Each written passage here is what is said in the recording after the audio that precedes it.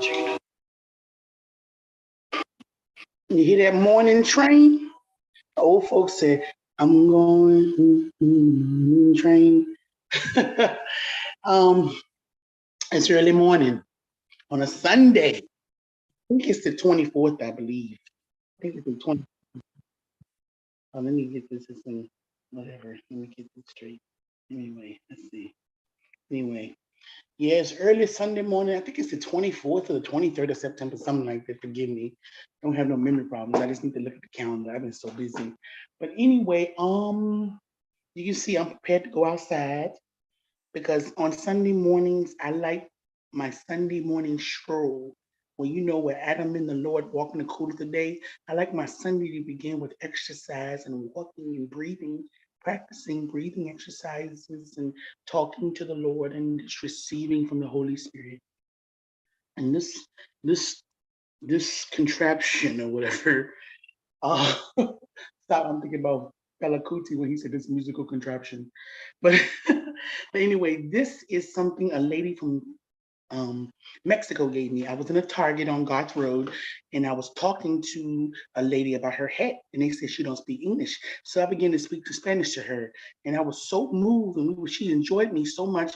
About maybe 30 seconds later, her son came back and said, she wants you to have this. Huh? And I cried. Abuelita gave me this.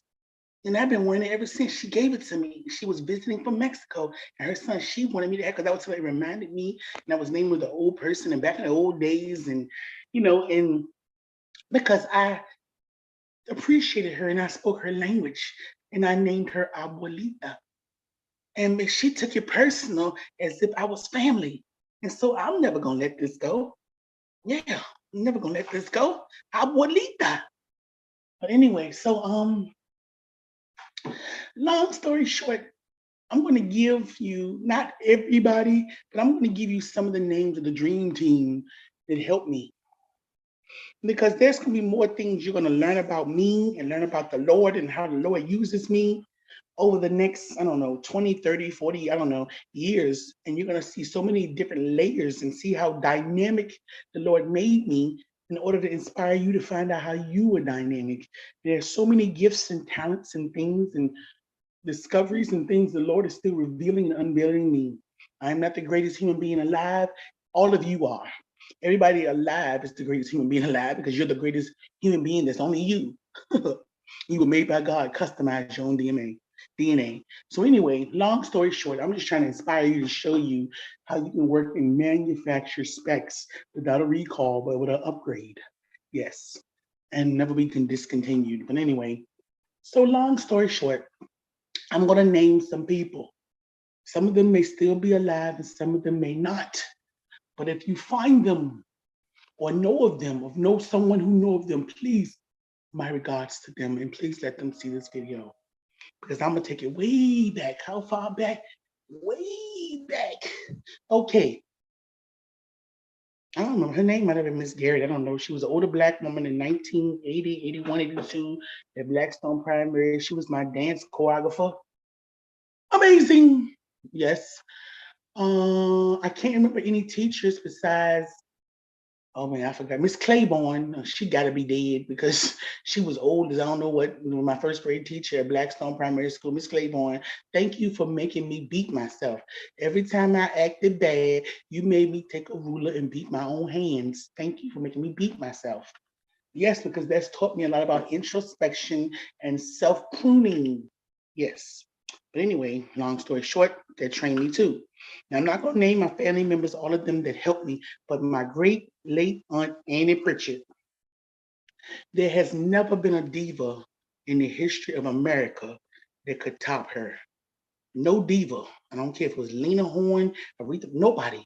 No woman. The only person that could come close or anywhere near was Nina Simone. And one day I'll explain to you what Nina Simone did for me when I can discover her, whatever. But anyway, so that's the only person that could come close in history of America or any diva in history around the world. I've never seen anybody this, my Aunt Annie Pritchett. You wouldn't believe what she taught me. And when me and my Aunt Diane because we're gonna reconcile. I'm not mad with her, but anyway, whatever was wrong with her, whatever. We're gonna show you how Aunt Annie dance and Uncle Guitar Clock dance, and we're gonna show you can't dance unless you can do the bump, bump, be bump. It's a long story about that. But anyway, my Aunt Annie Pritchett is the only diva that has ever existed. There are no divas. There's only one diva, and that's my Aunt Annie Pritchett. Sometimes she said her name was Annie Wright, black whale girl. You can't be a diva or even in the Divas Club unless you're a black whale girl. Come on now, you gotta know about Aunt Annie Pritchett. There is no diva ever in history but Aunt Annie Pritchett. Anyway, my Uncle Guitar Clock. I'm just gonna leave it like that. My Uncle Guitar Clock. My grandma Alice May, she had a lot of trashy ways, whatever, but still, there is no comedian in history that I've ever seen on television or read that's ever been funnier than my grandma Alice May.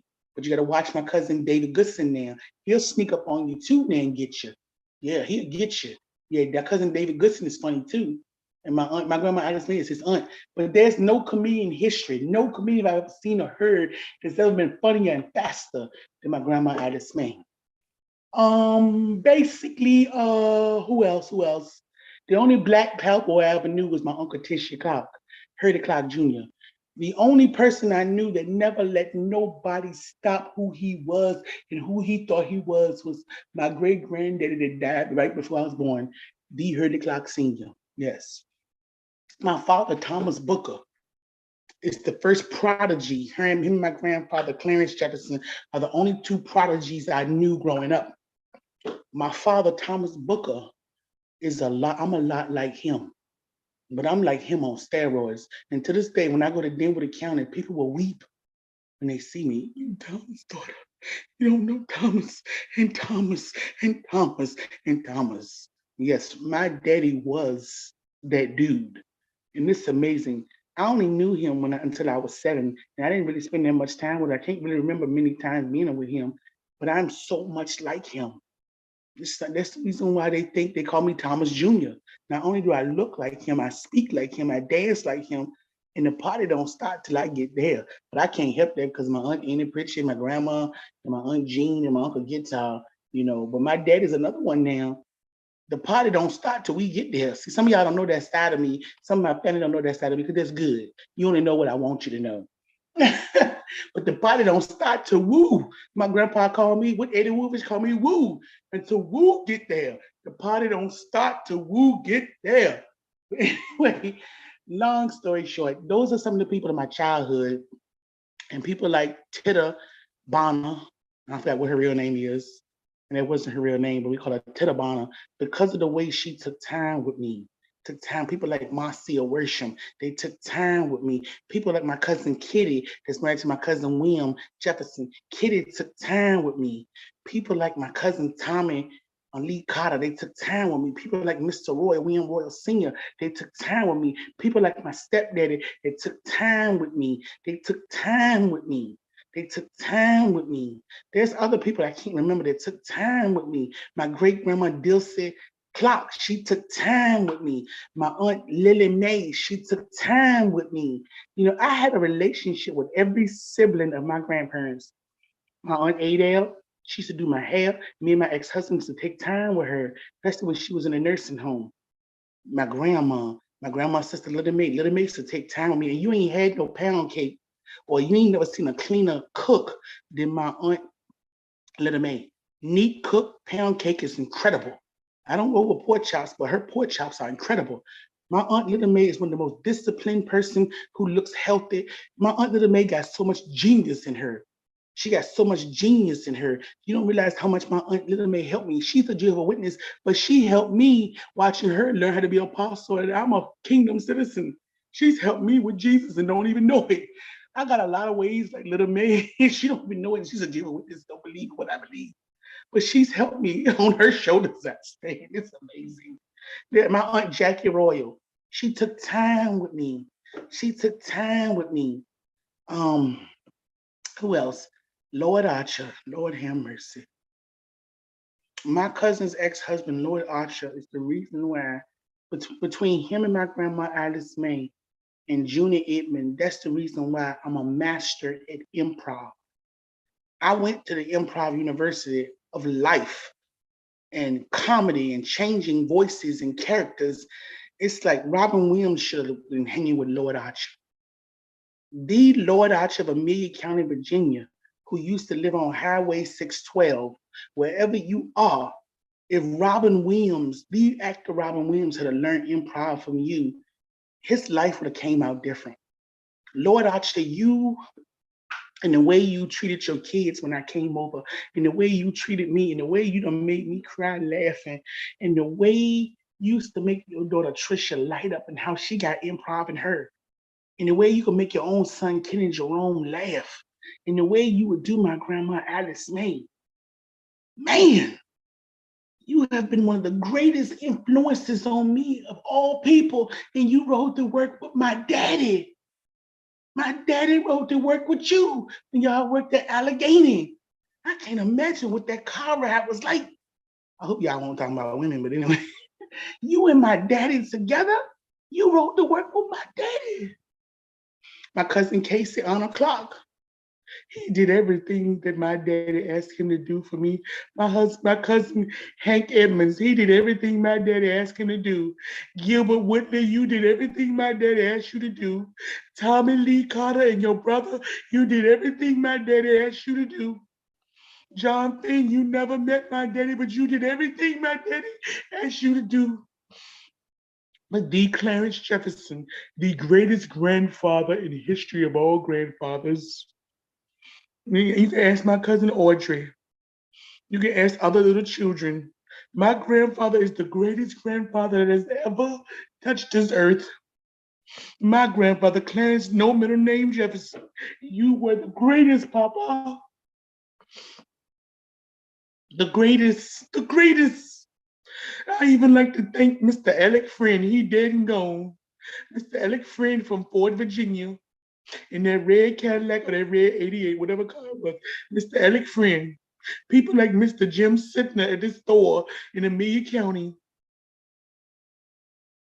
People like Miss Mamie Reed, the late Mamie Reed. People like Cynthia. What is Cynthia's last name? Crowder? What is her last name? It was Wilson. Her maiden name is Wilson. Cynthia, what they call her, Took. It's amazing. Took and my mom taught me youth ministry.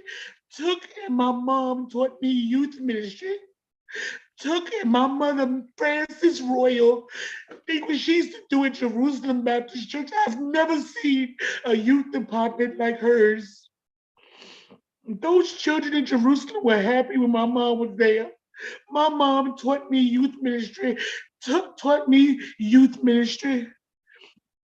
And that's why when I was at Tabernacle Baptist, that youth ministry had never seen nothing like it. Because of my mom and Took. My mom and Took. These people taught me. That's why a lot of stuff I do, I execute with excellence because I had great teachers. People like Cousin Frances Coleman Edmonds, why she made everybody her cousin. Cundus, Cundus. People like Frances. People like them. People like my cousin Reverend Jimmy Coleman and him and his wife, how Jimmy Coleman would give me his time anytime for me to explain some kind of Hebraic because he loved the fact that I went to Torah school under Messianic rabbis. My cousin Jimmy Coleman gave me a chance to explain exegesis and hermeneutical principles. He gave me the chance. Reverend Clarence Tanner, he's the man that made me know you don't know nothing if you don't know the word of God. You can't say nothing, you can't think nothing, you can't eat, you can't sleep unless you know the word of God. Because you can't do nothing unless you know the word of God. Reverend Clarence Turner, 100 years old, he didn't want to give you my foundation. And you, if it ain't in the word, it is not in the word. Superintendent Sammy Wilson, say what y'all want to say about Sammy, but he is my cousin. And there's never been a greater superintendent in Sunday school besides Sammy Wilson and Lisa Andrea Smith. He from Manasseh here, she from Tabernacle. I don't care what y'all say about their personal applause, but there's never been a greater teacher trainer in Sunday school teaching and in ordaining teachers than Lisa Andrea Smith. Never. Me, Carolyn, and Kevin can tell you that. Lisa Andrea Smith, Sammy Wilson. There's never been a greater superintendent. Oh, I have to also say, yes, it is. There's another one, Deacon Laurie at a church in Buckingham. The only thing about it is some of the administrators and leaders and pastors don't allow this man to truly be who he is. And he, that's in the old age, he just go ahead. But Deacon Laurie, you know, you don't know, but I prophesied the prophetic nature that's going to come out you, and you're going to cause a shift, and you're going to get a new pastor. And it's going to be a pastor when you're going to realize we never had a pastor before. We never had a real pastor. We got a pastor now. And watch your church have descendants, and you're gonna have young people, and watch your church gonna change, and watch y'all get a new building, and watch y'all grow and be what you know you're supposed to be back in 30 years ago, that you knew your destiny was supposed to be, Deacon Laurie. But anyway, there's never been a better deacon than John Finn. D. John Finn. D. John Sylvester Finn, Sr. There's never been another deacon. There's never been another advocate. There's never been nobody that makes sure I'm baby girl, but Deacon John Finn.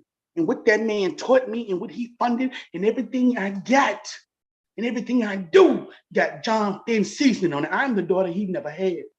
Him and Aunt Joanne was there for me, and what they did for me and Frankie, I don't care what Frankie said. D. John Finn is one of the greatest Americans I've ever met. And he's one of the greatest believers I've ever met. And he treated his wife like baby girl. And they've been married with 60 years. D. John Finn.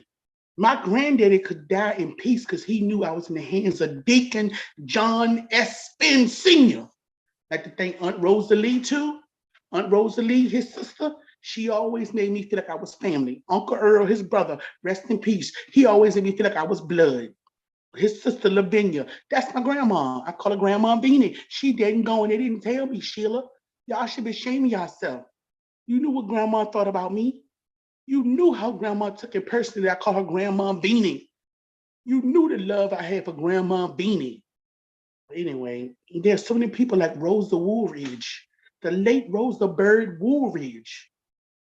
The woman was a true mother, but she was treated, and when she died, I ain't going to say about who her real abusers were. They robbed that woman of life. They robbed her of everything. It's amazing. My friend Ozzy, the fashion designer, the artist, the couture designer, Ozzy. You gave me a tour of the world. Ozzy, if I ever see you again, I got to honor you, Ozzy. That day you knocked on my door and gave me them flowers because they was delivered to the wrong house. Ozzy, you took me on a trip around the world. You took me. Remember that time we went to Cancun? Remember that time with the Nacho Mamas? There are so many people. Even my grandma, Hattie Lee Booker Boards. She the one that taught me about watching presidential debates. She the one that taught me about crossword puzzles and doing mind exercises. She the one that taught me about you don't have to dress ghetto or southern or soul. She taught me about A-line dresses. She taught me about looking your best when you go out the house. My grandmother, Hattie Lee Booker Boards, taught me a lot about having your composure. Your composure. She taught me a lot about your composure and your stance. But I must say, your husband, Chestine Boards, was another one of the greatest grandfathers ever. That's why the last time I talked on the phone, I said, you my granddaddy. I don't care about no step. Chestine Boards, man, the way he made me feel as a child, like you and Clarence are like, you and my grandpa Clarence are like great. You're great. And when I found out I married somebody who his cousin Goldwater was your best friend at work, I couldn't, you know my grandpa Skeg ain't got no teeth and he can eat a steak. I love my grandpa Skeg, Chestine Boards. I never got a chance to meet his sisters, Corrine, all of them.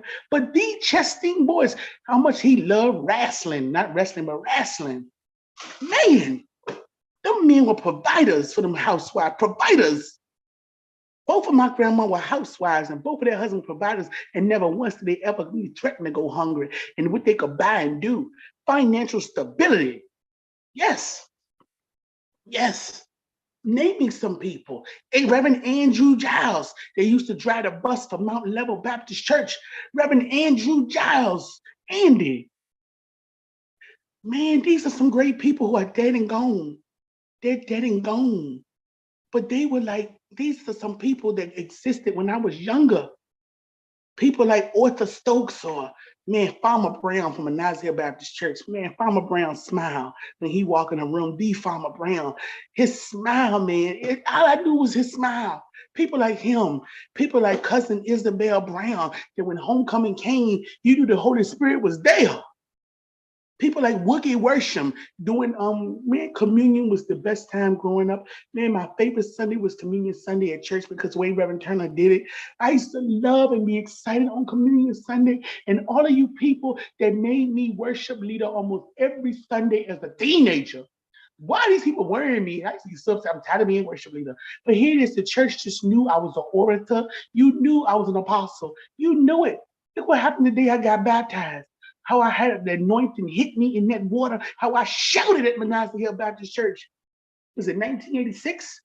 And how Reverend Turner during the time interviewed us before we could take communion to children's church, what we knew about the Bible and God, and we understood communion, and how everybody, yeah. And how my Aunt Sally McGee made sure Reverend Edwards let me tell the whole church I graduated from college. I'm 39 years old, and I'm gonna go get this. My Aunt Sally McGee took me out to dinner for my graduation. She wasn't able to make my college graduation, but and look at the people that came to my college graduation. My Uncle Peter, my mom, my stepdad, Carolyn Henry, Jada, my godson, watch me walk across this stage at 39 years old, getting a degree I chased for over 17, 18 years. My godson Jalen and his mama Carolyn said she had to bring Jalen to show Jalen an example. She had to bring Jalen to show him an example. Pam was there. Pam Gibbons, whatever her name is now, she was there. She drove there. They was at my college graduation, May 3rd, 2014. People like Fatima Rich Johnson and her husband, Kiddo Johns. Them type of people like that, you can never forget. People like Sharice Johnson, whose mom made the best um, stuffing for Thanksgiving. There are people that I spent Thanksgiving with when I was away from home. People like the Copelands in Madison Heights, Virginia. The Copelands let me into their home. They took care of me. People like Joe Ruffin, Margaret Ruffin. I'm sorry your family broke up, but you all were the real Cosby Show. How Joe Ruffin was sitting Mimi and all them together around in the room and know our minds. Joe Ruffin taught me that when you get in that car, you better say a family prayer. D. Joseph Ottaway Ruffin Sr. I call him Daddy. That man, what he did for me, how he let me into his home. People like Annie Jackson from over there in Tyler's area. I call her Grandma. Annie Jackson, people like Aunt Rose the Unmarried, people like Annabelle, they made me part of the family. People like John Banks, the security guard at the Parks and Rec for the high school football game. My friend, my classmate Augusta Grandpa. You know how much time I spent with your grandpa when I was 11 and 12 at the football games, just getting to know him. He was a senior citizen security guard. While y'all running around the football game, I'm sitting there talking to him. I went to the football games to hang out with your grandpa, to get to know him. People like Coach Linwood Pearson. Do you realize Coach Linwood Pearson changed my life? People like Miss Spatonley in the 5th grade of Meade County Schools. Miss Spatonley. Man, that lady, she had a heart. People like my gym coach, Keith Johnson. His mama, Eva Johnson, used to do my grandma hair. People like Keith Johnson. People like Miss Booker, the school nurse married to Mr. Booker, the NAACP man. People like Nurse Olivia Booker. People like Sylvia Reed. I'm gonna tell you right now, the most powerful impressioning department in Amelia County is not really the sports. The sports is there, the sports coaches, but it's the English department in 1988 to 1993. Miss Poor, who was also known as Miss Fleet, Miss Wiegand, whatever, Miss Jean Marrow, and Miss Sylvia Reed. Those three teachers gave us something that nobody's ever given us. And it had nothing to do with literature, English, or nothing. The experience and what they invested in us. The experience and what they invested in us. All of us, jocks, thugs, cheerleaders, nerds, all of us. We all agree on who Sylvia Reed was or is. Miss Jean Marrow, let me tell you, do you realize how you have started my career? You and Miss Fleet, whatever her last name is, Fleet, Poor, Weekend, whatever. Um, you two are the reason why God is allowing me to be an apostle of the arts. You two, as well as Miss Breckenbridge, too. Some of you in Amelia County, it had nothing to do with the textbook chalkboard education. It's what you all gave me. The way Mr. Weekend could explain history. The way Mr. Weekend would teach history and government like he was in love, like that was his real first love, his real wife, his bride. He was like every class period was like Mr. Man, I could tell you so many people, Mr. Garrity. Mr. Garrity, my English teacher, do you realize he said he got every grade book he's ever had? And he looked at my grades. Mr. Garrity, he's the person that gave me Henry Fonda in that movie 12 Angry Men. Mr. Garrity, he's friends with me on Facebook. He gave me Henry Fonda. I already had Henry Fonda from the movie on Golden Pond, but he returned Henry Fonda back to me in that movie. And that is the greatest actor I've ever loved between him and Roscoe Brown. The Roscoe Brown, the black articulate actor, and Henry Fonda are the greatest actors I've ever seen as men. As men. And you gave me Henry Fonda. And that movie, 12 Angry Men, has helped so many black men. I've shown that movie to so many black men that have been incarcerated. Mr. Garrity. Who else? I can take them so many people. Mr. Eli Jordan, the greatest guidance counselor in the history of schools I've ever seen. Mr. Eli Jordan. Yes, Mr. Eli Jordan. Miss Rosa Baker, the greatest cafeteria lady ever. I still call her an auntie. She's the greatest cat, and there's another lady named Maria something. Maria something. She drove a Cavalier back in the day, and her son named T. She's another one. I'm just naming some people in Amelia County, Nottoway County, Dinwiddie County, and in Virginia who are the greatest that I've seen as I've traveled this country, as I've been to other countries, as I look on TV, as I look online. These people, Mr. George Bowers, my algebra teacher, my pre-algebra teacher, I believe. The first day of school, because in the 8th grade, you were in high school then, there, Mr. Bowers said he's never forgotten me. I don't even know if he's still there. Mr. George Bowers, he's always wore a green blazer. He said he had never seen me in all his teachings. He said the first day of school, here I entered into the school in the 8th grade with a briefcase. Yes, I made my mom purchase me a briefcase for the first day of high school. I went to high school with a briefcase. Yes, I did. And he said, all the years he done seen me years later in the grocery store, he said, I'll never forget you. Never forget you. Coach Wood, man, he taught science class. Coach Wood was so funny, man. He used to crack on all of us students. Coach Wood, Coach Lakey, yeah, Coach Lakey, Coach Wood. I can name you. Phil. What is Phil Baker? The greatest shot put and discus coach ever in history. Phil Baker from Amelia County, the greatest shot put and discus and the greatest weightlifting coach. Because he was my weightlifting coach, and Coach Linwood Pearson assigned Phil Baker to train me. And we spent more time in the weightlifting room. And so that's why I'm so strong. Phil Baker helped me learn weightlifting and how to use my muscles to do things, how to use my legs to empower my arms. He taught me how to use my legs, how to empower my arms. The Phil Baker, assigned by the Coach Linwood Pearson. Miss Nene Squire, the school bus lady. Nene Squire, I'm gonna tell you something. You almost was my first mother-in-law. But it's so many people I could name, but these are the people in Meade County that had the most. I've been to other schools. Yeah, I went to Richmond Public Schools, and there were some people there like Miss Effie Rogers. Miss Effie Rogers from the Tidewater, Portsmouth area. Miss Effie Rogers was my fourth grade teacher. Miss Effie Rogers at Gensapak Elementary School. Mr. Edward Oogie, or Ogie, the principal. I actually got to spend time with the principal, Mr. Edward Oogie, Edward Ogie, whatever how you pronounce his name. He introduced me to my first African. Yes, my first African, my first Nigerian. It's amazing. In that program, EPA.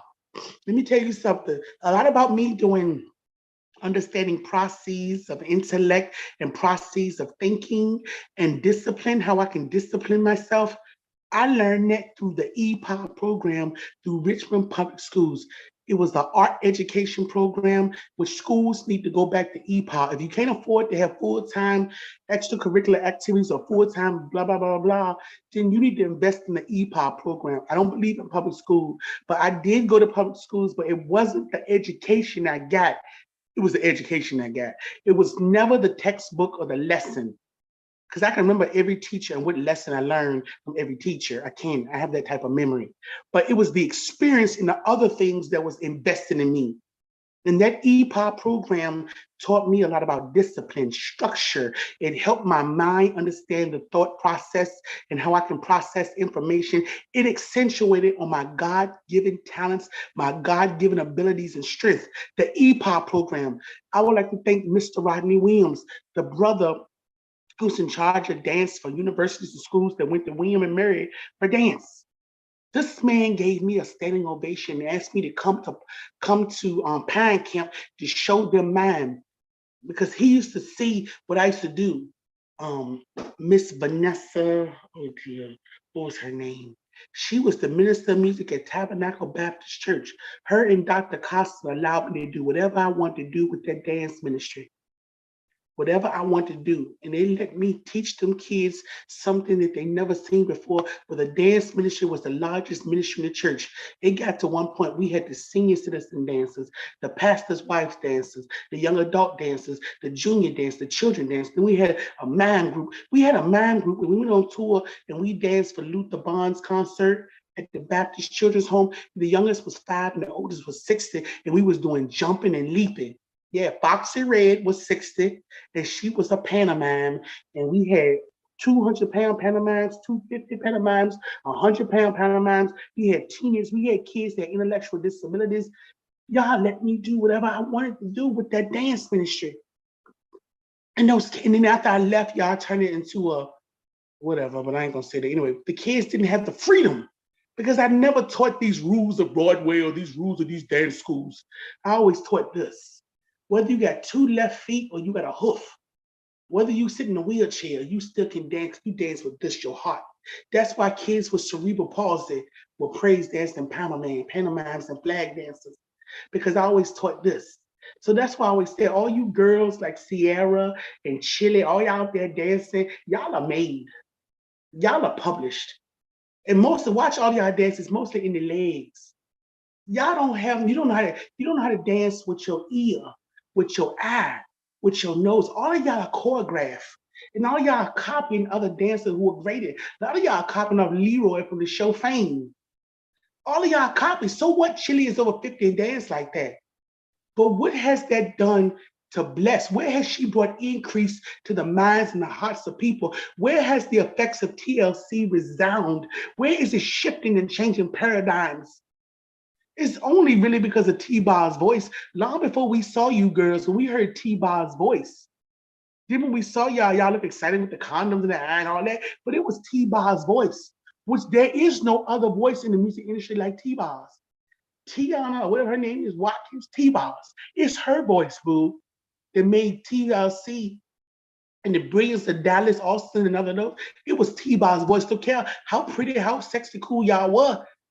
Anybody buying records, you can't see pretty, sexy, cool.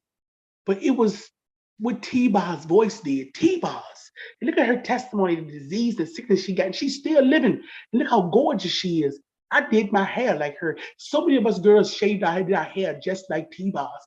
We want to be T-Bar's because it was that voice. Never before have we heard a voice like T-Bar's. I wish she was making records. I wish I could write some songs. I write songs. I wish I could write songs for T-Boz and produce them. I would love to write a song for T-Boz, just customized just for her.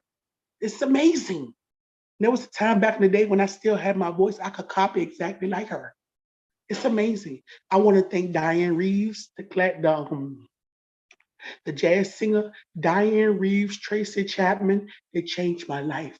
Tracy Chapman's lyrics on the Crossroad album, the song she wrote for Mandela. Oh, be careful of my heart. I want to thank my friend Catherine from the Midwest for introducing me to uh, Living Color. Never before have I ever heard anybody give me the history of the Black voice for people born in the 30s and 20s like Corey Glover. Listen to William Calhoun on the drums. Listen to Muggs. Listen to Vernon. Living Color, that Time's Up CD still blows my mind when that song said, we all are fighting the same fight. We all are in the same war. We all are in the same revolution. You got to know what you're fighting for. Songs like Information Overload. That song, Information Overload, is so powerful and so true. Groups like Public Enemy, Chuck D, who researches all his lyrics. Now, I'm not really into a lot of stuff he say and do, but back in the day, Chuck D gave me an impression to the point I applied for Adelphi University, go where he went. Yeah. I made my school that I eventually go to have a degree program based on Adelphi University because Chuck D went there. I understand when Ninth Wonder talk about Chuck D being a professor. Yes, people like groups like the Far Side, leaders of the New School, Tribe Called Quest, but they're outcasts. I'm gonna tell you right now, I don't know poets like I know poets, like I know these poets. Between Jill Scott, Andre 3000, Tupac, there are some others. Those three poets remind me of Langston Hughes. The Langston Hughes, Raising of the Sun. The way Raising of the Sun, the poem, had a profound effect on Lorraine Hansberry, that's the effect that Andre 3000, Jill Scott, and Tupac had on me as poets. So that's why I began to do poetry. And even some of them, I hadn't heard of these three when I started writing poetry, but you all keep the poetry alive. I wish I could sit down and talk to Andre 3000 to explain things to him in a way to explain the way the Lord and how everything he do is in the Bible, basically everything, you know what I mean, to explain who he is when God birthed him and who Jesus wanted him to be. I would like to explain Jesus to some of these people like Corey Holcomb, not in the way these bootleg pastors and the way y'all have pimped and mocked God in the church. Disgusting. These people are brilliant. Andre 3000 got so much genius. First of all, Outkast alone, Goody Mob alone. Man, if I could sit down and talk to Big Gip the way Beehive talked to Big Gip, man, Big Gip should be the one that should be Big Gip, Cujo Goody. Man, them guys, man, Goody Mob, I don't understand why Pac didn't let everybody know how he rolled with Goody Mob. That was like his hidden secret. I can't imagine the conversations that Big Gip and Tupac couldn't have. I bet you I would have been able to stay in the room. I don't smoke weed and stuff. I would have been high as a kite off of what Tupac and Big Gip talked about. Tupac and Big Gip from Goody Mob. Come on now. What Big Gip said in that interview with Beehive should have went viral. That would change the paradigm of a lot of Black people. They listen to what Big Gip said his daddy taught him. Even the story where his daddy said them trucks stopped rolling and how his daddy cut grass. It was amazing what Big Gip said. Big Gip. Man, these people, and when him and Joy was together, man, that was another girl. That's another girl. Some of the songs she did with Sleepy Brown. Tennessee Slim is one of the baddest. Y'all better stop sleeping on these real artists. Tennessee Slim, Joy Gilliam. Y'all better stop sleeping on these. These are the real. Look at Bilal Saeed Oliver. Come on now. Between him and Jill Scott, I didn't know what to do the first time I heard their voice on the radio. I lost my mind. And then their albums, I can't stop listening to this day. Like it just came out. Bilal's first album, Jill Scott's first album, Jill Scott's concert album. You wouldn't believe what happened to me on that song that she wrote about I Need You. I Need You. The fact that is like the greatest love song from a woman to a man. It reminds me of the Book of Song of Solomon. I love He Loves Me. I love that too. Cause I love that too. But that song, The Fact Is, I Need You by Jill Scott. Come on now. That didn't remind me of the book of the Song of Songs in the Bible. That reminds me. And then listen to that song she got, Just So Far Me. I can't pronounce it. But look at them songs that Jill Scott do. Yeah, I know Jaguar Rice says certain ghostwriters, whatever. I don't got nothing to do with that. But there's certain things that's been consistent with Jill with every item, every album. And look at Jill's voice. I don't like nobody else's voice better than I like Jill Scott's voice when it comes to who's out now. Jill Scott's voice can do all kind of genres, music theory things. Jill Scott's voice alone. I remember the first time I heard her voice get me the way of what I'm feeling. I said, "Who is that?" I was thinking, "Is that Jean Khan's daughter? Is that lady that sang Thank for James Brown's daughter? Who is this woman?" And her voice was so grown. And I said, "Who is this? Who is that?" So I found out she's an artist named Jill Scott. They had an album called Jill Scott. And I kept saying, "Who is that? Who is that?" And when I played her first, my ex-husband can tell you, D'Angelo is another one. Some people in my family have dated D'Angelo's family members. My ex-husband used to go to school. We used to sing in competitions with D'Angelo. He's another one. He's another one. D'Angelo, I never got a chance to meet him. We from the same area. My cousin Jackie used to date your mom asked my mom to pray for her when she went to church with my mom. I mean, but these people, these musicians or whatever. I can name some other musicians. Dave, what's his name? Dave Matthews. When I introduced my friend Rachel to Jill Scott, she lost her mind, especially on the song One Is the Magic Number. She introduced me to Dave Matthews Band. Everything I love about them, but I've heard stories about the drummer. But anyway, Dave Matthews, the way he take you to a place. When I hear somebody take me to a place, it's like the first time I saw Shaquille O'Neal on Arsenio Hall with Bushnickens. I didn't know he was a basketball player. I didn't know nothing about it. Who is that? And to this day, I said, I'm not strong enough to be in a room with Shaquille O'Neal, Michael Vick, or Allen Iverson. Even though they're all gorgeous and handsome, and oh my goodness, woo, woo, woo, but it has nothing to do with that. It's something they got. It's something they got. And people like AC Green from the Lakers when I was growing up, who vowed his virginity. I will never forget AC Green from the Lakers. Never. I remember when I was a little girl, the first time I saw OJ Simpson. And I ended up, my supervisor at work ended up growing up with OJ Simpson. People like that. A lot of people, I'm connected to their friends, their cousins, or whatever in history, their employees, whatever. It's almost like, look at Minister Farrakhan.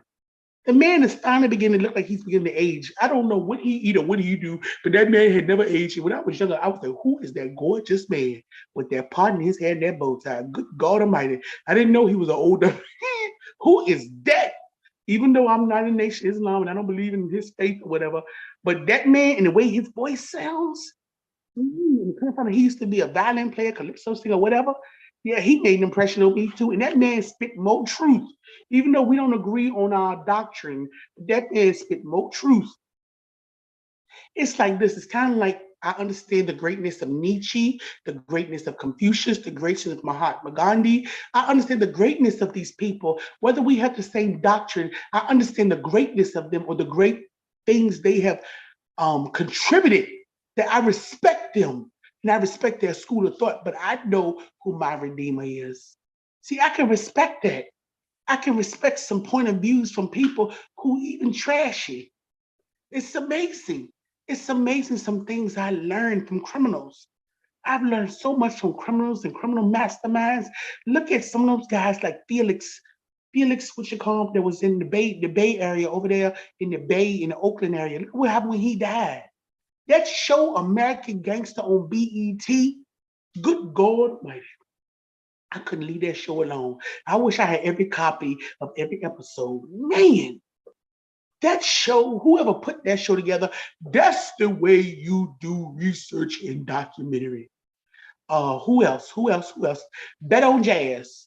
When they had Bet on Jazz, let me tell you something. I recorded almost everything, but all my recordings got lost. And I have tried to get copies and copies and copies from BET. That Bet on Jazz series blew my mind. I could not stop watching. And all those old episodes that show performances of Betty Carter and Nina Freelon. And man, Nina Freelon, when she sings Skylark, I just couldn't handle it. Deep Nancy Wilson, who I always pretended was my aunt. The Nancy Wilson, the singer, the Nancy Wilson. I've always pretended. When I went to Tito Puente concert, when I went to Tito Puente, I went to a concert when he played Oye Como Va. It was like gasoline on dancing fun in Richmond, Virginia. Me and Richmond used to have a concert series. When I saw Roberta Flack on stage, I about lost my mind. Do you realize she was with Donny Hathaway? And can't nobody do a duet in history better than Roberta Flack and Donny Hathaway. Roberta Flack, it could have found out she was at Howard University. That could always matter. And she looked exactly like my mama's sister Jean. Man, I have always loved Roberta Flack. That killing me softly. And then my girl Lauryn Hill.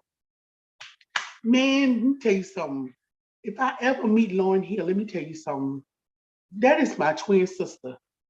When I mean that we don't look alike, when I talk about who we were created to be and what our calling is, that's my twin sister, Lauryn Hill. The Miss Lauryn Hill is my twin sister, L Boogie. But you even know I used to freestyle. I used to be part of a group too, boo. I can rap. I used to sing. I can dance. I can act. Let me tell you something there. I took classical guitar lessons. I took bass lessons, drum lessons, piano lessons. Come on there. Come on there, boo. Come on there. The Lauryn Hill, L Boogie. And if I ever get to meet Rod Digger, man, Rod Digger, you ever heard Rod Digger rap? Listen to Rod Digger's voice. She command. Man, the first time I heard Rod Digger, when I heard her on a Fugees album, who in the world is still alive today without oxygen and without assistance of a life support that was in the room that heard Rod Digger and Lauryn Hill spit together, rhyme together? Come on now. Rod Digger and Lauryn Hill? Man, y'all better sit in these $2 steak hole, Saint Nick, Menage a Trois. All y'all girls better sit there. I like Remy Ma and all that. Remy Ma can spit now. I don't care what y'all say about her and Papoose, the controversy, whatever, but Remy Ma can spit. But still, Remy Ma not old enough to come back from where I came from. I'm telling you, right, it don't get no better than putting, let me tell you something, back in the day, Little Kim, when she first came out, say what you want to say. They said she wrote her own lyrics. When that Junior Mafia hit the first time and Little Kim, Little Mommy, come on there, y'all better stop sleeping on Little Kim. Whatever done happened with the business and done and all that stuff, poor Puffy tortured her and all this stuff that she doing. I'm gonna tell you right now, don't sleep on Little Kim. Don't sleep on Little Kim, Little Mommy. Look, when Little Kim is the girl that brought all the female rappers together. Look at that song, Ladies Night. She had everybody, even Left Eye. She had Missy. She had Angie Martinez. She had all the girls together. Little Kim did that.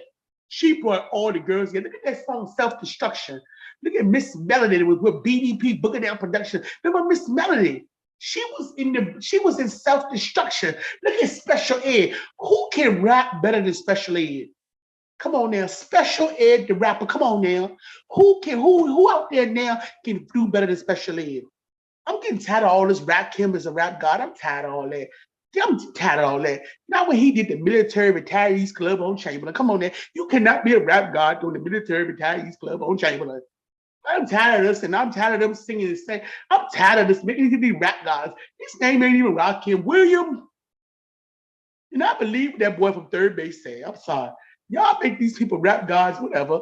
Come on there. What about Father MC? Long before that, what about Father? Father MC was out there too. He was the one that put the image out there before Big Daddy came. Father MC. What about Father MC? What about some of the other rappers? There's a lot of rappers from the 80s, man. Y'all, and their style and the creativity. Come on now. But commercialism stole the soul of hip hop. It really started happening in the late 80s. Look at Heavy D. He was the rapper that said don't cuss. And he took rappers that did cuss and put them on the song and said don't cuss. And look at the units. He even had CL Smooth and Pete Rock, both of them rapping in there. Remember the song Reminisce Over You about Trouble T. Roy? Everybody grieved. None of us knew Trouble T. Roy, the dancer, until he died. Because of stuff like the stuff Heavy D said and CL Smooth said. It made us all grieve Trouble T. Roy. And to this day, I can't forget when Trouble T. Roy died. I mean, people like that. Back when the DJ played music and he wasn't flamboyant on the mic and all this stuff. Look at Kwame. Y'all like Kanye, but the first Kanye was Kwame. Kwame, come on now. And what Biggie did to him is wrong. And look where Conway at, look where Biggie at. Come on now. What them old folks singing the song? May the work I done speak for me, may the life I live speak for me. Then look at Pac's life and what his story tell, how he's considered a revolutionary and how he affected the paradigm. Respect. It had nothing about being hustlers, drug dealers, illegal activity. Pac wasn't even known for that. Even though Pac could be a hothead sometimes, but Pac is more known because he's a revolutionary and he comes from a lineage of revolutionaries. Come on now. Pac added to the Black Panther legacy. Pac was only 25. He's affected the paradigm of nations of black, white. Pac, now Pac. Pac. Come on now. Greatness. Greatness, honor. Sometimes Napoleon said Pac had a moral code. Come on now. Come on now. Come on now. So anyway, I'm just naming people throughout history. People like Assata Shakur. Man, I don't care what y'all say. Y'all can put me on or whatever list y'all want to. I don't care. But I respect Assata Shakur. I respect Assata Shakur. And I'm so glad what Cuba is doing for her. They won't extradite her to this snake pit of a fake justice system, a crooked America. I'm so glad they will not extradite her. I'm so glad. Thank you, Cuba. So that's how when I meet Cubans here and I speak Spanish, I tell them the story. Do you know Pac aunt Assata Shakur? And Cuba's like, no, we didn't know that. Even Fidel Castro, I respect him for how he helped Assata Shakur, whether she guilty of the crime or not. The real criminals are not in jail. The real criminals are your ones behind the desk, behind your pulpit, with the ink pens. The real criminals are the people with power and that do things. And your real criminals are the ones that seduce you with lies. It's the real criminals are people like at that camp where my husband at. Them your real criminals. Your real criminals, I can tell you stories who your real criminals are. Nobody should be in jail really right now. I don't care if you're a serial killer, you shouldn't be in jail. Because if you knew the ones that set the atmosphere to groom you to be that type of criminal, or the ones that set the atmosphere manipulation to make everybody like a whore for Satan, and don't realize that really the world is grooming you to be Satan's whore. It's amazing the fabric of setting the atmosphere that's not your obvious sin. And it's amazing how where my husband is at, it's really worse than Jim Jones and David Koresh. At least Jim Jones said, we're going to go on over there and drink that Kool-Aid or whatever. He told you he was crazy. And if you crazy enough to do it, you did it. David Koresh said, I am Jesus. If you crazy enough to believe, you did. But they didn't seduce you and groom you and present yourself. Yeah, we holy. And the sneaky things. I can tell you about some illegal activities some embassies offered me at that camp. I can tell you who from DC came from embassies. They already knew who I was and offered me visas to nations. I can tell you about some criminals that I met there that I've been on the road with. I can tell you about some people that right now I think that our national security is in trouble every time she come in. She come through that camp. And when she up there preaching, she gonna lay her head on Dr. Doolittle's lap and say, mommy, mommy, mommy. And yet she work with the food and she come from the village in Nigeria to eat dog. I can tell you what she offered me the first time I met her. I can tell you who done called me, who done passed my phone number around that camp. And I done had people that call me from the DC, Maryland area, and you can believe what they tied to and what's illegally going on with checking accounts and foreign Africans. I can tell you about some things now. Dr. Doolittle don't know that I know. And my little puppet troll stepson don't know the magnitude of what's going on. Hanover County, you don't really know what you're dealing with. But the State Department know why you can get a visa if you want to come there. You know, I can tell you what's really going on with your embassies, why certain people get denied and how much the application costs. I can tell you what happened to certain embassies around the world. I can tell you certain things now. But I'm going to get back to who inspired me. Because regardless of how evil you are, and regardless of what you do, and I know your secret, I only expose when God says expose, but I'm telling you the people that help me be execute with excellence that lead the point where the Chinese and the Kazakhs call me rabbi. See, if you understand these things, you will know that's impossible. The Chinese doesn't use the word rabbi. Kazakhs don't use the word rabbi, but they call me rabbi. It's amazing what Messianic Jews call me. It's amazing what Spanish people call me. It's amazing what my name is in different nations. It's amazing what other languages give me a name. It's amazing how many tribes keep claiming you got to be from my tribe. It's amazing how many people claim me. You know why? What George Clinton said, one nation under a groove, getting down just, oh, come on now. The whole world really is supposed to be one nation under God. That's called the kingdom of God that's colonized on earth. Check out Dr. Miles Monroe. That's another one. If you really want to get down with the get down and change your paradigm, start listening to Dr. Miles Monroe and then ask the Holy Spirit, help me chew the meat and split the bones. Because of course, Dr. Miles Monroe couldn't be perfect, but the man will affect your paradigm. Yeah, I'm gonna tell you right now, you've never had a preacher, teacher, nobody like Dr. Miles Monroe. And let me tell you something, a Les Brown conference, that's another one. Les Brown conferences, you need to attend them. When he's personally gonna be there or he's gonna be there on screen. It's amazing when one man taught me, he said, listen, you want to evolve?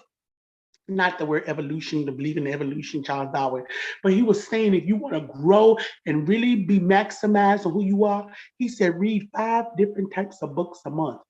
A book on family, a book on business, a book on religion, a book on this.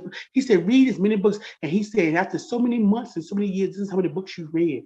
I love public libraries. I don't believe in reading books online on Kindle. I don't do that. But I love audio books because I learn better by listening to people read the book to me if they're the qualified ordained person to read it to me, whatever. But I love the library. I love the library. I love classes at universities that make you learn how to use the library. Libraries are like romantic places for me. Libraries are like excursion and field trips to me. I love a public library. I love private libraries. I've even helped the church have a library. They got a $13,000 library in their basement. People don't even know it's open because of bootleg Bobby. Bootleg Bobby, the pastor of controversial church that's full of demons in Amelia County on Namazine Road, boo.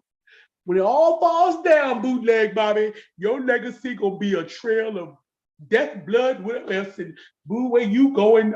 I ain't going. Depart from me. I know you're not. You had your window of opportunity, bootleg Bobby. Mm-hmm. But anyway, so long story short, God, you know what I'm talking about, bootleg Bobby. But anyway, I just want to thank y'all for listening to some of the names, some people I forgot, but some things I forgot. But this is just a little taste of who helped me. This is dedicated to the one I love. These are the ones that God used to help me, to teach me, to show me things. Rest in peace, Goldie Whitfield. I love you, Miss Valerie. Oh man, Valerie Smith from Chamberlain Avenue in the 80s. They used to go with Cliff Brooks. I love you, Miss Valerie. I love you, Miss Valerie. I love you. I love you, Miss Valerie. Miss Tanya Bennett, Miss Tanya Bennett Tucker, your mom. I thank your mom. Your mom. I know when Essex Village first opened, it was supposed to be an apartment complex of the future, whatever. But Miss Tanya Bennett taught me a lot about being a single mother raising children. She taught me a lot by watching her, and I'm not a single mother raising children. Your mom taught me a lot by staying at her house over there on the south side. I thank your mom. It's so many people. Miss Elizabeth, my mom's girlfriend, my mom's friend from she's from, I don't know, is it Nottoway County or is it the next county, Lunenburg? Miss Elizabeth, thank you for you and your daughters and your kids. Miss Travania Sumter, thank you. Just want to name some people. I'm just saying thank you. Thank you, thank you, thank you. Um, mm, my professor Jerry Reel from Lynchburg College. Thank you. Thank you, Professor Jerry Reel from Lynchburg College. Miss Alethea Ingram from Lynchburg College. Thank you. Thank you, thank you, thank you. Mr. Charles Mangum, who just passed away a couple of years ago, Lawyer Mangum, who gave me a job at the Piedmont Area Journal, the African American magazine, referred to him by Miss Alethea Ingram. I was a freshman in college and working 2 jobs, and I was there on a grant that all I had to pay for was room and board. Got a loan for that, but still I worked 2 jobs my freshman year. I worked at J. Crew and I worked at Piedmont Area Journal, and I was still a student. Yes, at Lynchburg College. Yes, and I was also a senator on the school's, advisory board of student senators. Yes, I was. Yes, yes, yes, yes, yes, yes, yes. Oh. But Alethea Ingram, thank you. George Rainford, the former president that had passed away from Lynchburg College, bless his memory. He signed my grant and the Black Incentive Leadership Student Grant. Yeah, thank you, the George Washington University, how you got my parents at when I was 14 years old to pack up the car and go to cousin Ann's house for her son Tanya and all them. So for me to discover the George Washington University, because you was ready for me at 14. Thank you, the George Washington University. I don't know how you know who I am. I don't know how Lynchburg College knew who I was. Sometimes I suspect Sherry Ferrara or either Eli Jordan are doing that because that guidance counselor department was a great. Sherry Ferrara, I think that's her name, Farrar. She's Garfield Dillard's daughter. I spent so much time in her office. She was a math teacher and a guidance counselor. Between her and Mr. Jordan, they were the guidance counselor dream team. You have no better dream team guidance counselors better than Sherry Farrar and Eli Jordan. Eli Jordan. And there was a manager at a food line on Jank Road and on Forest Hill. His name was Anthony.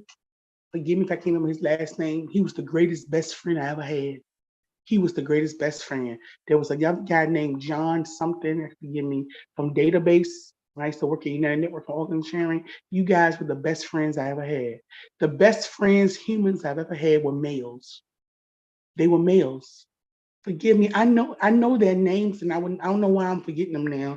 I don't know if Anthony's still alive or not. But the best friends I've ever had, the closest friends I've ever had were males.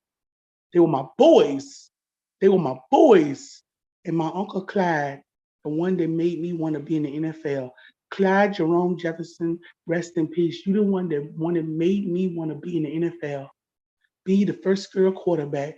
Thank you for playing Smitty Quill with me. Thank you for all the times you made me laugh, Uncle Clyde. I'll never forget you, but the way you ate pig feet was disgusting.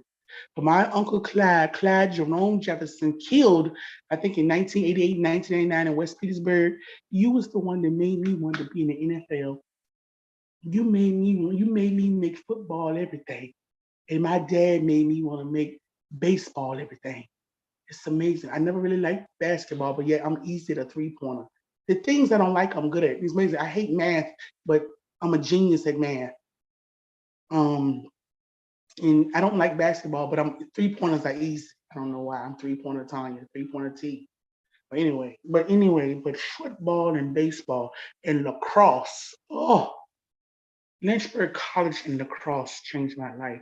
And that chicken cordon bleu you all had, whatever that guy named, it was a little tubby little chef. That chicken cordon bleu and Sunday. My grandma can tell you about Sunday brunch at Lynchburg College. You don't get brunch better than you get at Lynchburg College, which is Lynchburg University. Brunch on Sundays? Huh. My grandma and mom would get them guest passes and come there and eat their hearts out. Brunch on Sundays. My Uncle Louis McGee, rest in peace. You're the one that took me to the mayor's office in Richmond. I don't know if he's still alive. Marty Tapscott, the chief of police that invested in me when I wasn't a resident in Richmond. The Marty Tapscott and First Sergeant Tony Goodall. He changed my life. The King Salam Kafani with the NAACP, which I ain't down with no NAACP, but King Salam Kafani, the time you invested in me, you changed my life. All of y'all changed my life. So I want to thank you. There are others, these Smoky Flowers, rest in peace, Maury Smoking Flowers of Hopewell, Virginia, from Surrey County, is one of the greatest godfathers in the history of godfathers. He was my goddaddy. Uncle Clarence that passed away other year from South Carolina, moved to Jersey, that was married to my husband's Aunt Moselle. Uncle Clarence, you were one of the greatest best friends I never met face to face. One of the greatest best friends for the time we shared together. Rest in peace, Uncle Clarence, and that butter pecan ice cream. But I'm just going rambling on, just and you get to know where I get my freestyle, my style, the people the Lord used to build me. I'm naming people, and just about everybody I name is 10, 20, 30. I really haven't named many people that's my age. There are some younger people, but just about everybody I name is 20, 30 years older than me. Some of them 40. Some of my closest people I talk to are in their set. I'm 47. Just about everybody I talk to every day is 74, 76. 78. I really don't have nobody in my generation that rode with me because they stink. Their mentality stink. That's why their kids is ruining the world. Because the parents are silly and stupid. Silly and stupid. My generation just turned silly and stupid. That's why y'all don't buy you Lauryn Hill like you should. You don't buy you Rod Digger like you should. You don't buy you Andre 3000 like you should. You don't buy you Joie and Big Gift like you should. And you really could have helped Tupac better. You don't. You don't. Because you the Pac-Man era, you the shopping mall pizza kids. That's when the parents say, well, I'm not gonna beat you because Big Mama beat you. Baggage is why you on race white, and now you raising your kids to be talking about, yeah, they had sex on their period. That's disgusting. That's disgusting. All because I ain't gonna be beat by grandma. Grandma used to beat me or whatever. No, but nobody taught grandma how to correct you biblically. These pastors ain't tell you, spare the rod, spoil the child. And you spoiled the world. Anyway, so long story short, but anyway, there's some other great people like Deia, bless you. Whatever you taught her, Farrakhan, even though she's not in the nation no more, and whatever Elijah Muhammad taught her, thank you for naming her. Thank you, Deia.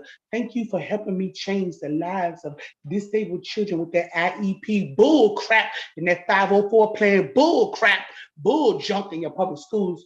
Thank you, every library that let me tell the truth about that. Thank you, every church, Brown Grove Baptist Church, Chesterfield, Virginia. Thank you for letting me use your building to mold children, to take songs out the hymnal and give them a new beat and go on tour. What is it? It's a Baptist convention, the oldest Baptist deacon convention in America. I can't think of the name of it. Miss Tanya Roberts Graham. Thank you, thank you, thank you. Miss Cheryl Bruce Johnson. Thank you, thank you. Just naming people. Brian, is his name Smith? Thank you, thank you. You all are tied to that convention, and that convention changed the lives of a lot of young people. I think it's called the Black Deacons of America or something like that. I can't think of it. It is the oldest Black Deacons convention ever. And I travel up and down the East Coast with you guys, and what you guys allow me to do. I remember the youth president Kojo. I wonder whatever happened to Kojo. But Tanya Roberts Graham is another great youth leader. Tanya Roberts Graham from Philly, I think she lives in Jersey, is one of the greatest youth sponsors ever. Yes. And so, and I don't know if he's still alive, President Banks. And then one of the singers with Richard Smallwood, Vanessa Williams, she changed the life of a lot of children when she sang with us. That's the day the outpouring of the Holy Spirit happened. Vanessa Williams, the singer of President Williams, who's a backup singer for Richard Smallwood, you changed the lives and the spiritual awareness and the baptism of the Holy Spirit that day for a lot of youth at that convention. Thank you, young lady. Thank you. You are a real class act. Thank you, President Williams, for bringing your daughter there, for blessing us and let us sing with her. And my personal band was there to play with you. My personal band that I took there. Yeah, yeah. And thank you, Benny, the piano player Benny, which everybody thought you were my ex-husband's nephew or son or brother. Benny, you another musician that everybody should know about. Benny. Benny. Yeah, I can't think of your last name, Benny, but thank you, Benny. Yes. But anyway, in your waves and your hair, but I'm gonna tell you, Benny, you can't drive. You can't drive, Benny. I rode the car with you, and I will never do that ever again unless I'm driving or a puppy, or a dog, a cat, or wolf driving. You won't be behind the wheel with me, boo. I won't even sit in the parked car with you, Benny. You still keep it to the piano and the singing, boo. Lead the driver license, steering wheel. Oh, and I want to thank D. Jeff Bradshaw. D. Jeff Bradshaw, whose first album, Bone Deep, came out on Hidden Beach Records.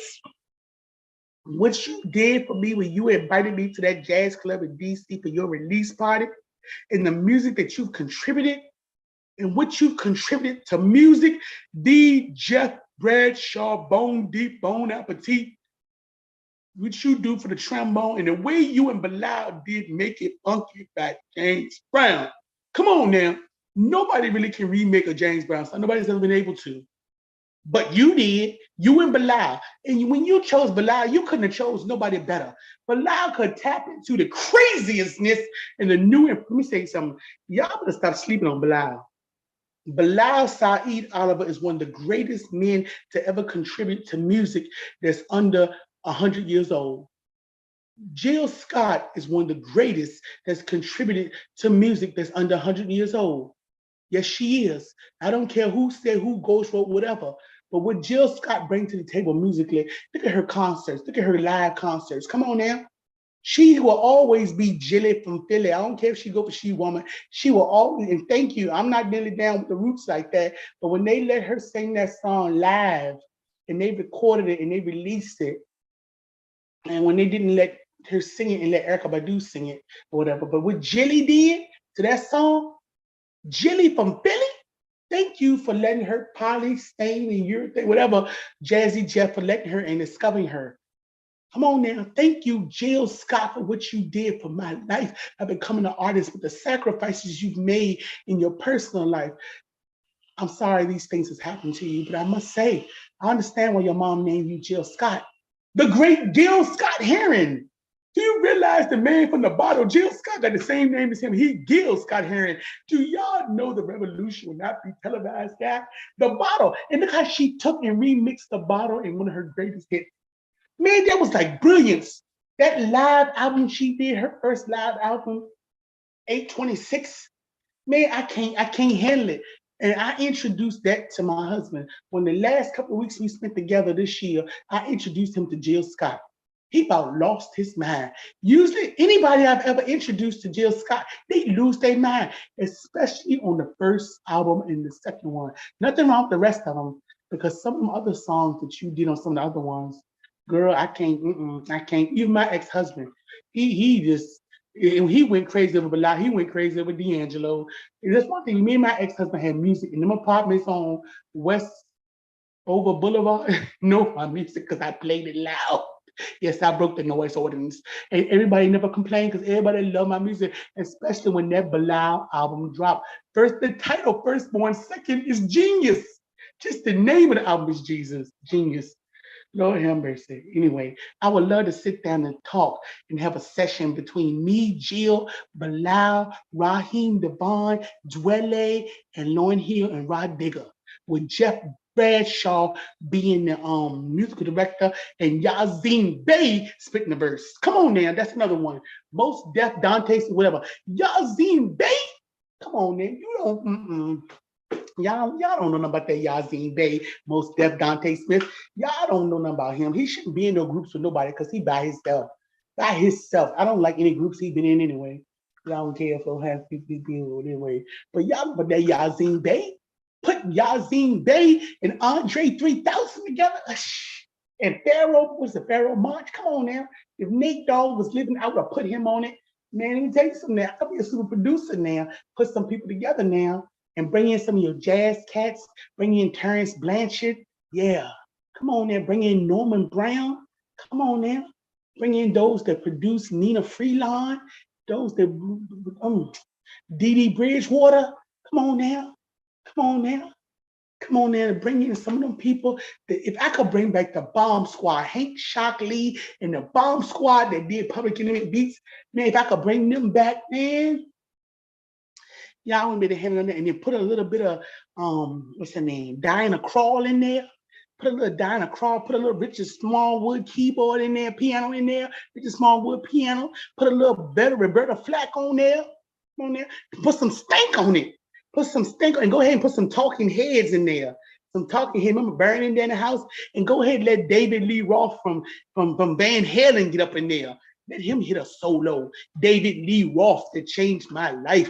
Yeah, I can name some people that changed my life. George Harrison from the Beatles. That video, I Got My Mind Set on You, is simple, but it is one of my favorites of all times, man. Let me tell you something, man. I could just, and if Michael Peterson, the choreographer for Michael Jackson, was alive, man, I'm gonna tell you right now, we could put on a show. We could put it down and show you how you do it, boo. We could put it down. We could put it down. And, anyway, I could go on and on and on because I just like talking. I've been talking a long time. But I'm just giving you some people who have affected me, and caused my paradigm to shift back to the original. They have assisted me in going back to a paradigm of manufacture specs. That way you'll never lose the eye of the tiger. That's the reason why Stevie Wonder don't do Masterpiece no more. That's the reason why all priests could talk about his Purple Rain. He couldn't. That's the reason why these people do greatness and they're gonna live off of that forever. That's the reason why. Because they lose the eye of the tiger because they eating good. I about threw up when I heard Bubba Dub tell me something, I'm eating good. You don't realize how baboonish that was and how that set us back. Because you eating good because of your whatever. You don't realize what you're saying. You don't realize what you're doing. You don't realize how you just set us back. You eating good. In the name of I'm eating good. Oh, Jesus. Long stuff. But anyway, Long story short, when people begin to affect your life and return you to a mindset of thinking, return to manufacture specs, and allow and receive all upgrades from the manufacturer. Talking about return to your first love, return to your destiny, calling, being chosen with God birthed in you before you was in your mama's womb, when He fashioned you, when He called you into existence. Return to your manufacturer specs and receive all upgrades from the creator. All these people I've named, that's all they did. They helped me, they accentuated what was already in me. They helped me, they were midwives. That's all they were. And the Roscoe Brown, the actor, his rules are not playing ignorant roles. Oh, in the way Esther Rose wouldn't be a single mother on Good Times. That kind of stuff. That kind of stuff. That kind of stuff. That kind of stuff. And what Nina Simone could do to an audience and what she was saying, cuss them out and they want more and more. That song Pirate Jenny is, even though she didn't write it and you can believe who wrote it, but that song Pirate Jenny, my husband lose his mind over that song and the song Born to Fight by Tracy Chapman. My husband can't hang. He can't hang when he hear Pirate Jenny. He just loses his mind. And if Dr. Doolittle at that camp on Heflin Lane heard that song by Virginia and know that's my husband's favorite song, she will run like Jesse Owens in the Olympics. And she know that's his favorite song. And then his second favorite song is Born to Fight by Tracy Chapman. If she heard them two songs, that old lady would run back to flipping hamburgers back in the day. She would leave that camp on Heflin Lane if she heard Pirate Jenny.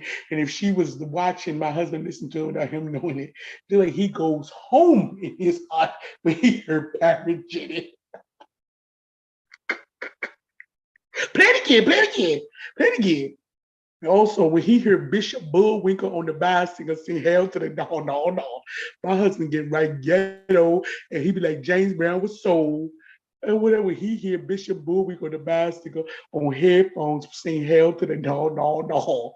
These are the things that y'all don't know about my husband. He let me see the real Roland because he was introduced to things and paradigms to help him turn back to manufacturer spec. And just when he was beginning to grow, the pain of sacrifice, the pain of obedience, and the calling of others playing games and lying, manipulating, whatever, was too much for him. And then he saw the abuse that law enforcement, health people, my family, he saw what I was going through and he saw what they did to me at the hospital in Lynchburg, Virginia. He saw the mental health neglect he got where they were prescribing medicine and never checked on it again.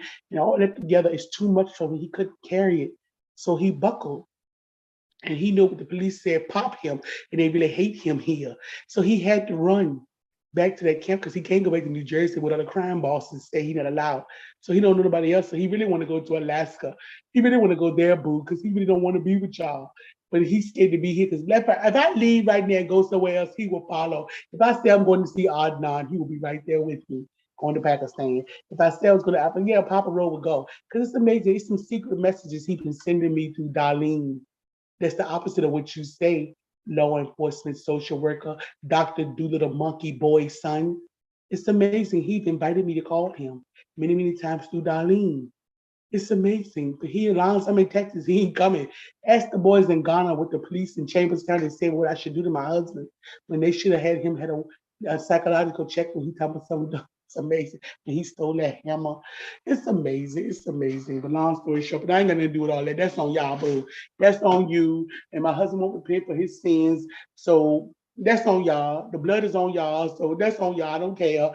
But if you ever hear Pastor Dr. Doolittle lied to me 5,000 times, picked on me from day one, boo. There are other people out there like me, and there are people from the Me Too movement that's going to come forth, and all that's going to come crashing down the empire of deception. And when your State Department find out that people know they're involvement with you in your underground, all I can say, y'all stop cults, stop religious terrorism, stop religious criminal RICO activity, stop the prostitution of handmaidens suggested without sex, because there is prostitution without sex. Yeah, a lot of stuff you do is spiritually or subliminally. It's not physically on paper because your police are limited. I can't handcuff you for certain things. Law enforcement ain't gonna let you at a law for certain things. Now we can't do that because that's beyond our understanding. That's beyond because we not of Christ anyway. Your government sees a holes. That's why there were 14 season 12 of them were freaky, nasty, stank, dirty, stick up in the backs. But anyway, but this is supposed to be an acceptance speech. But anyway, so I just want to say, yes, I accept living, loving, and laughing for Christ. Yes, I accept loving what God loves and hate what I hate. Yes, I accept living for Christ and every day waking up giving Christ what he wants, answering his prayer. Yes, I accept. Yes, I accept spreading love, laughter, and joy. Yes, I accept. Yes, I accept loving what's beautiful. Yes, I accept that sometimes I cry when it rains because it's beautiful when it rains because that's God still nurturing the earth. That's more grace and more time for y'all to get it together. That's mercy and grace and repentance. I mean, mercy and grace and salvation being offered. Yes, I love it. I love it. I love it. I love it. Yes, I love it. I love it. I love it when I go out in public and compliment every citizen I run, everybody I see. I love when I go shopping. Sometimes I'll go in stores to buy something just to have an excuse to be in the midst of strangers so I can compliment everybody. The cashier, the man that's walking with his wife and daughter. Where I can thank couples and everything for shopping together, for saving money and calculating for the family. Where I can thank young people at HEB grocery store for working hard and honest without your supervisor standing over top of you. I don't know who do the hiring for HEB, but whoever do it to find these young people, you need to start teaching curriculum or something about how to hire young people. Because HEB, I've never seen a store like that where the young people, and another one, the the food line over there in Lynchburg on Boonesboro, that food line on Boonesboro and all HEB grocery stores I go to here in Texas, that is the only business or businesses I've ever seen in America that the young people execute with excellence. The Whataburger on North 146 is close, but most of your managers are oppressors. The Whataburger on North Highway 146 in Baytown come close, but your managers who are adults are oppressors. Oppressors, except the white guy or whatever. But most of your black managers there are oppressors. Oppressors. Oppressors. And they steal the joy and kill the joy of the youth. Yes. But anyway, so I just want to say thank you for letting me rabble, dabble, dabble. I want to bless Sister Janelle at the drive-through at the Jack in the Box on Highway North 146. I see you, boo. I haven't forgotten you, boo. I haven't forgotten you. I haven't forgotten you. And I haven't forgotten Claudia Dixon. Every now and then you can get a cash out, boo. Claudia Dixon that I met at the Jack in the Box on North 146. I haven't forgotten you, Claudia Dixon. That's why you get cash outs randomly. You don't want to believe? God said, okay, I'm gonna love you to believe. I'm gonna love on you, ma. Be careful who your manager let come and take a break from exercising and get a soda. It's the manager what your manager let me do. I'm taking exercises in the parking lot because I was living in my van. I was living in a U-Haul van, not living, but I was sleeping in a U-Haul van to save money. So at night when you was sleep, y'all sleep, I go around and deliver to the homeless, open the U-Haul van. But I don't roll with U-Haul because I've been bamboozled and hoodwinked by you. So I don't do this. And I haven't called budget yet because I'm done with renting vans because God gonna give me a van. But I can continue the same thing like I did on Travis down there at the CVS down there in downtown Houston, what I did on Travis. Just open the van up and give. Just give. And the homeless say, you giving me too much stuff, too much luggage. And I'm giving them options and letting them try organic waters and electrolytes. Yeah, I'm giving them fancy stuff. And I say, hello, King. I'm here to restore your kingdom. Hello, King. What do you want? What kind of breakfast are you want? Just pick whatever you want. You like, go ahead and get whatever groceries you want that's not going to perish because it's not refrigerated. It don't need to be heated. Get you some breakfast items and here's some cloth bags. And here's some things that baby wipes that got soap on them that you don't have to pay $2 to take a shower. You can wash yourself. Here's this. And I was trying to buy cell phones to give them cell phones to keep the phone on for 6 months and get it so they only can dial my number to help them get on their feet again. Yeah, that's just what me and my husband was doing stuff like that. Yeah. We was doing stuff like that. Yeah, just investing in people. Yeah, like Brother JC at the youth at the Whataburger on North 146. Bless Brother JC. Brother JC, Brother Kroom. Yeah, you talk about them Kroom. See, I don't know about them Kroom brothers. These people with the soul stir. Dilla Kroom, Arthur Kroom, Leroy Kroom. Yeah, watch them Kroom brothers. Watch Leroy, Dilla Kroom sing them. Watch Dilla Kroom. Look at Eddie Hoffman. You don't get a better gospel soloist than Eddie Hoffman and Brother Dilla Kroom. It's amazing what Brother Eddie Hoffman did for the Soul Stirrers. And y'all think it's always Sam Cooke. You don't understand. Sir Eddie Hoffman deserves to be called Sir Eddie Hoffman for what he did as a soloist for the Sir Soul Stirrers and him and the Croon brothers. Yes, the Dilla Croon, good God Almighty. There's another one. I could have never been in the room to be with him. All that greatness. And I don't think I could ever be in a room with Ayatollah Mav. No, no, no, no, no. It's nothing bad about it. I'm saying it's good. Ayatollah Mav is like, whew, why is he? Oh, goodness gracious. Y'all need to know who Ayatollah Mav is. 73. Good God Almighty. Sometimes I wish I was 73. I don't know if he married or not, but good God Almighty. Some of y'all old players and some of y'all dudes over 70, if I'd have been born back then, man, I would have had about 30 husbands, about 800 kids, because it's not the sex I'm talking about. It's the anointing, the calling, the choosing, the execution of excellence, the redemption, all those type of things.